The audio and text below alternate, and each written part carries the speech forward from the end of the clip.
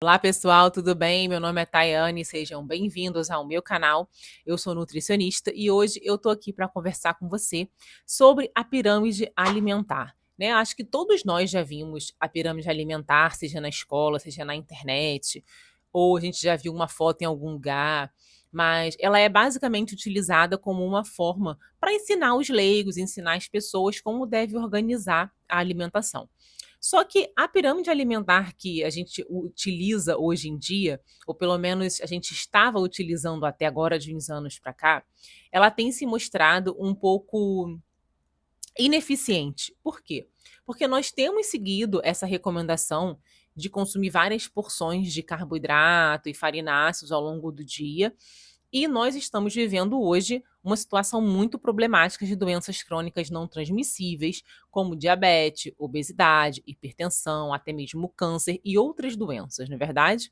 E a gente tem seguido essas recomendações de alimentação. Então, o que está realmente acontecendo? E por que autores e nutricionistas, médicos e pessoas da área da saúde têm também sugerido uma mudança dessa pirâmide alimentar que a gente conhece hoje no Brasil? Então eu vou gravar minha tela do computador aqui para a gente ver junto como é a pirâmide alimentar atual e outras pirâmides que estão sendo sugeridas aí nessa mudança, tá?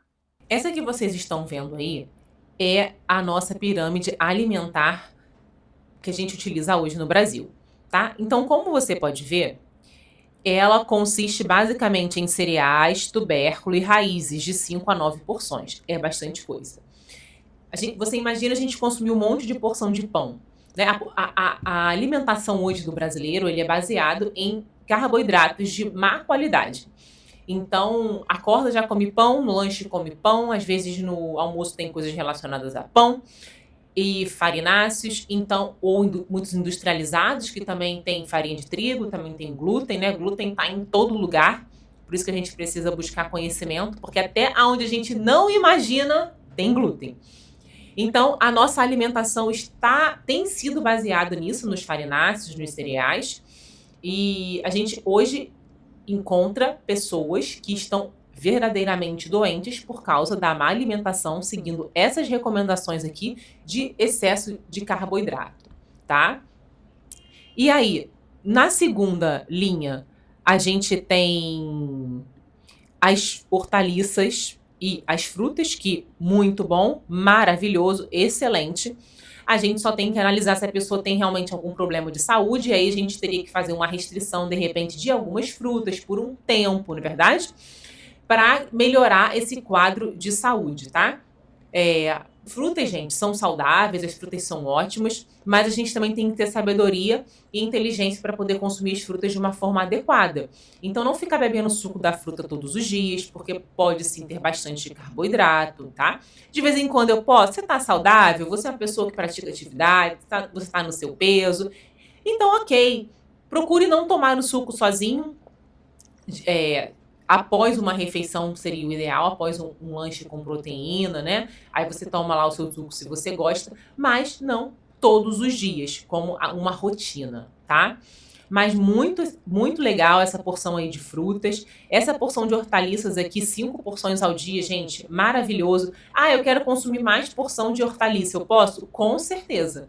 Eu, inclusive, recomendo você a sempre colocar uma porção de hortaliça, que são as verduras, né, os legumes assim no geral, e temperos também, sempre nas suas refeições. Sempre coloca ali, tenta colocar, inserir um legume, uma verdura, porque você está ingerindo micronutrientes, você está ingerindo também antioxidantes, então perfeito, maravilha. Depois a gente tem os leite, os produtos lácteos, que pode não ser uma boa opção para todo mundo. Existe essa discussão aí, né? Muitas pessoas relatam melhora de sinusite, rinite, quando retiram os produtos lácteos. Então a gente vai ter que analisar, porque cada caso é um caso, cada indivíduo é um. De fato, o produto lácteo ele é muito rico, tá? Ele é um alimento rico em micronutrientes, então é um alimento nutricionalmente falando muito bom. Porém, ele tem o seu problema, que não é só a lactose, mas sim a caseína, que é uma molécula de mais difícil digestibilidade, né? Então, algumas pessoas relatam terem sintomas de desconforto ao consumir. Isso né? Não falando de uma questão de alergia, mas uma questão de sensibilidade mesmo. Então a gente tem que analisar o caso individual da pessoa, né? Aí entra a individualidade. Nem sempre o que é bom para mim é bom para você. Então você precisa analisar se para você é uma boa opção ou não, tá? Também não acho necessário 3 porções. De repente você pode não consumir nenhuma, aí no outro dia você consome uma. No outro dia que você está com mais vontade, você pode consumir 2. Você não precisa consumir 3 porções. Eu acho todos os dias 3 porções, de repente, um certo exagero, tá? A gente poderia classificar assim, a gente poderia consumir menos. A gente tem agora, carne e ovos, 1 porção, gente, é muito pouco. É muito pouco, tá? 1 porçãozinha só. Né? Quem é que vai sobreviver com um bifinho desse tamanho o dia inteiro? É muito pouco, tá? Aqui a gente está falando, claro, de uma população normal, né? Então, pelo contrário, nosso consumo de carnes e de ovos, ele deve ser um consumo maior, né? Sempre no almoço, no jantar, você pode acrescentar no lanche também, ou no café da manhã, tá? Não recomendo em todas as refeições, todos os dias, a gente pode intercalar. E aí vai depender da estratégia nutricional que está sendo utilizado também. Por exemplo, no emagrecimento tem uma estratégia interessante que é à noite retirar a proteína animal. Então, para algumas pessoas isso pode funcionar bem. Até porque às vezes é um pouco mais difícil de digestibilidade para algumas pessoas, a pessoa janta tarde, né, próximo de dormir. Então, para algumas pessoas, essa estratégia pode ser interessante. Para outras pessoas, pode não ser interessante. E a gente tem que analisar, cada caso é um caso. A minha ideia aqui é trazer iluminação, conhecimento para você poder tomar as suas próprias decisões. E outra coisa que eu achei aqui, que eu não acho muito legal, é a questão dos óleos e gorduras, né? Porque a gente vê óleos e gorduras ali colocados como se fosse tudo igual, como se as gorduras fossem iguais, como se os óleos fossem iguais, né? Aqui, ó, óleos e gorduras, 2 porções. E a gente sabe que isso não é verdade. Então, o óleo de soja é diferente de um azeite, que é diferente de um óleo de coco, que é diferente da banha de porco. Então, aqui eles não dividem, né? Eles colocam óleos e gorduras como se tudo fosse igual, mas os óleos e as gorduras, eles são diferentes, né?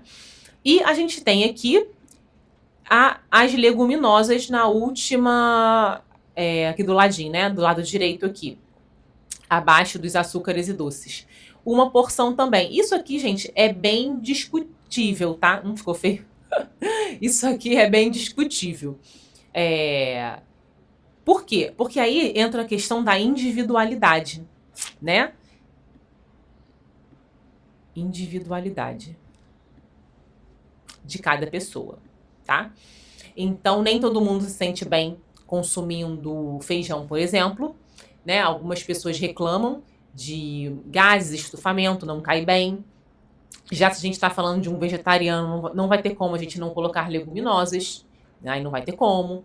Então, tudo a gente tem que analisar, porque 1 porção para umas pessoas pode ser pouco, outras não consomem nenhuma porção de leguminosa no seu dia a dia, então a pessoa não consome, também não sente falta. Outras consomem de forma esporádica, outras gostam de consumir todos os dias.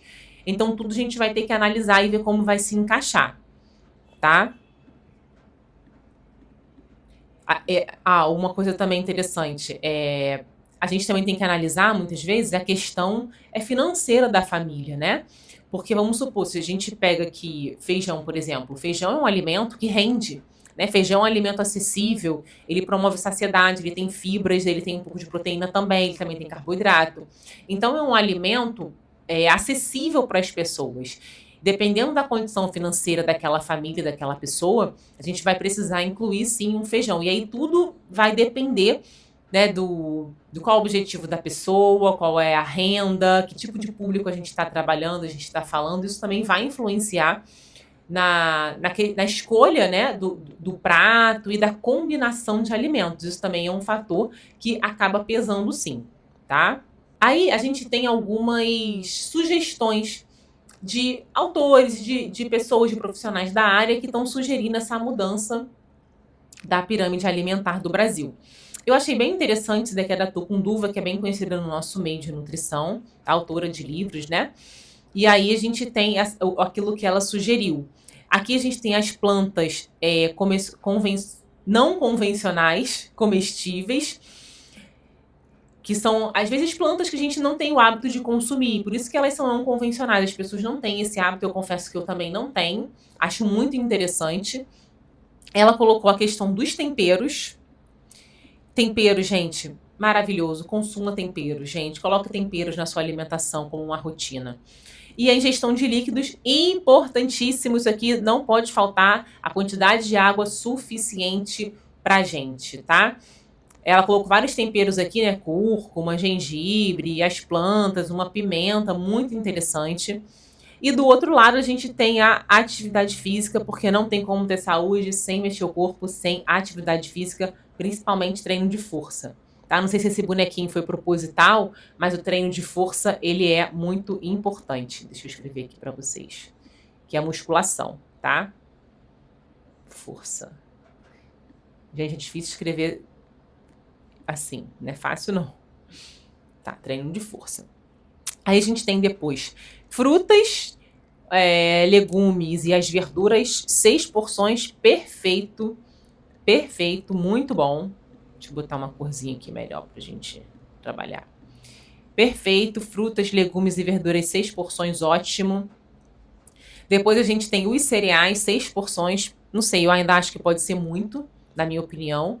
Aí vai depender se a pessoa está saudável ou não está saudável, qual é o objetivo, né? Se a gente pega uma população doente, de repente seja muito, a gente vai ter que analisar. Claro, gente, isso aqui é um geralzão, né? A gente não está falando de coisas específicas aqui, nem os autores, claro. Isso aqui é só uma ideia visual para o leigo poder entender, para a gente poder trabalhar com a pessoa ali, tá? Porque senão a pessoa não realmente fica com dificuldade de entender quem não é da área. Depois a gente tem o lácteos, 3 porções, que ela sugeriu aqui. Leguminosas, 1 porção, então não mudaria nada. E as carnes e ovos, somente 1 porção, tá? Então, na minha opinião, isso aqui é bem pouco, principalmente para uma população doente, tá? Proteína é muito importante, claro, outros alimentos também têm, mas a gente sabe que a fonte proteica aí vem das carnes, né? Das carnes, dos ovos, das aves, dos peixes, né? Então, é muito importante.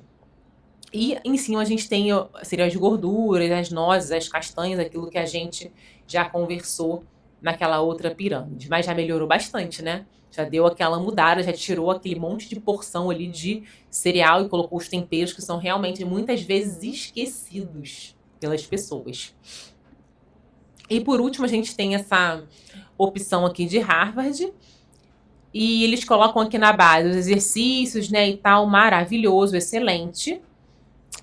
Algumas coisas eles colocam aqui embaixo, né? A questão se não me engano, tem um copo de água aqui, acho que é isso, água, excelente. Aqui eles colocam um prato. E claro que isso aqui pode mudar bastante. Eu não gosto muito dessa ideia, tá? Eu prefiro que a gente faça um prato assim, na minha opinião. Essa parte aqui com vegetais e legumes, na minha opinião. Se for colocar um carboidrato, colocar um carboidrato aqui e uma proteína aqui. E essa parte aqui de vegetais e legumes, tá? Claro que isso aqui pode variar de pessoa para pessoa, vai depender também de se a gente está elaborando um tratamento nutricional específico ou não, e se é almoço ou jantar, não é? Então, se, por exemplo, a gente está falando de uma pessoa que quer emagrecer, vou elaborar uma estratégia low carb, então não entraria um carboidrato à noite. Tô falando de uma dieta very low carb, e aí não entraria carboidrato nem no almoço, nem no jantar. Eu tô falando de uma dieta de emagrecimento e à noite a gente vai retirar a proteína animal, então a proteína animal iria sair daqui. A gente iria colocar alguma coisa no lugar ou não? Iria colocar mais um carboidrato, fazer uma combinação? O que a gente iria fazer? Né? Ou vou colocar uma fruta, 2 frutas, e aí vai depender da estratégia também que vai ser elaborada. Aqui a gente tem frutas e vegetais, maravilhoso, óleos e gorduras boas, excelente. Alguns grãos integrais aqui, né? Isso pode ser discutido se precisa de tanto, né? Depois peixe, aves e ovos, muito bom. As castanhas, feijões, tofu, excelente. Os laticínios aqui. Agora, em cima, a gente tem, se é manteiga ou margarina que eles estão colocando aqui, é carne vermelha lá em cima, né? Mas a gente sabe que carne vermelha é uma excelente fonte de proteína, promove saciedade. E manteiga é bem diferente de margarina, né? Então, manteiga é uma gordura boa, sim, que a gente pode consumir de origem animal, mas não vamos exagerar, né, gente? Não tem necessidade de exagerar no consumo de gordura, tá? Azeite excelente, gente, todo mundo, por favor, consumam azeite. Consuma azeite. Muito importante. Todos nós precisamos consumir o azeitezinho, tá? Aqui, se for, né, beber, ele tá dizendo para fazer de forma bebida opcional, mas se for beber de forma moderada, para homens de 1 a 2 doses por dia, muita coisa, Deus me livre. E para mulheres, 1 dose por dia. Eu diria, não faça isso, tá? Não faça isso. Se você quer ter saúde, não beba, não tem necessidade nenhuma. Nutricionalmente falando, o seu corpo não precisa de álcool, tá? Se for fazer, eu sugeriria você escolher realmente como é que eu vou dizer? Uma ocasião, tá? Que você realmente goste, que você realmente acha que vale a pena. Vale a pena eu beber tal dia? Vale a pena, tá? Então seja inteligente, seja sábio. Tome decisões com inteligência. Se você sabe que na outra semana você vai ter um evento, por que você vai beber hoje? Entendeu? Vamos começar a fazer escolhas inteligentes para que a gente venha ter saúde, né? Aqui embaixo, já estou terminando o vídeo, eles colocam que coma menos, né? Manteiga, não concordo, ou açúcar, carne vermelha, né? Realmente, o açúcar sim, né? Muito inflamatório. O sal branco também não é de boa qualidade, o ideal é um sal integral. Então a gente tem sal marinho, é bom, sal rosa, flor de sal. A gente tem sal aí que é bem interessante. Carne vermelha pode consumir sim. É bom sempre intercalar, né? Você vai variando as proteínas. E realmente, o açúcar não coma e manteiga com moderação também, apesar de ser uma gordura boa, sim, mas com moderação. Gorduras sempre com moderação, tá? A não ser que seja uma estratégia específica, né, de high fat, aí já é uma outra coisa, tá? Pessoal, espero que vocês tenham gostado desse vídeo. A minha ideia foi só apresentar para vocês a pirâmide alimentar atual e essas, né, que agora a gente está, vamos dizer, modernizando, entendendo que a gente precisa mudar, que a população está realmente doente, seguindo essa orientação nutricional ultrapassada. Eu espero que vocês tenham gostado. Se vocês têm alguma dúvida, coloca aqui para mim nos comentários. E se você está precisando de alguma direção nutricional específica para emagrecimento, melhora da sua saúde, gerenciamento do envelhecimento, eu vou deixar o telefone do consultório aqui, via WhatsApp somente, tá bom? E você pode mandar uma mensagem se precisar da minha ajuda. Muito obrigada por vocês terem ficado até aqui. Deixe o seu like, se inscreva no canal, fiquem todos com Deus e até a próxima.